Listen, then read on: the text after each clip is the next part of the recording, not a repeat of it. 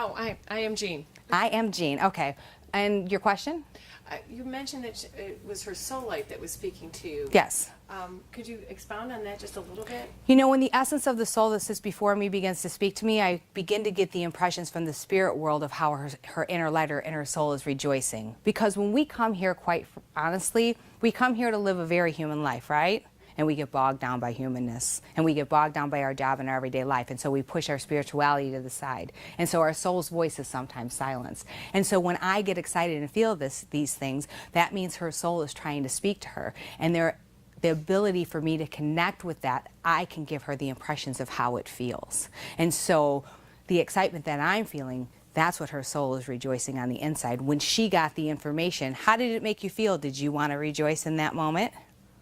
To stand up and dance and do it. See?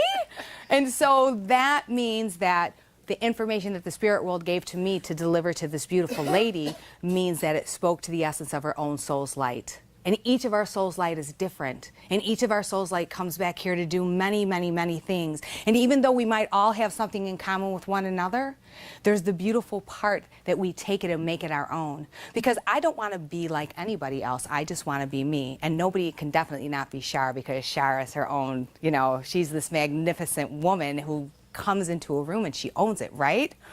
And so that's the way that we all have to be. We have to find a way to own our own light and own our own place and not be intimidated by somebody else. And when we sit in a class, we're going like, oh my gosh, I can't do that, but he can do that, you know, or she can do that, but I can't do that, right? And we put the I can't in front of what we really can do because we're afraid to step forward and do it. And your soul wouldn't put you in situations or circumstances like here today to get that information if you weren't ready to hear it, right?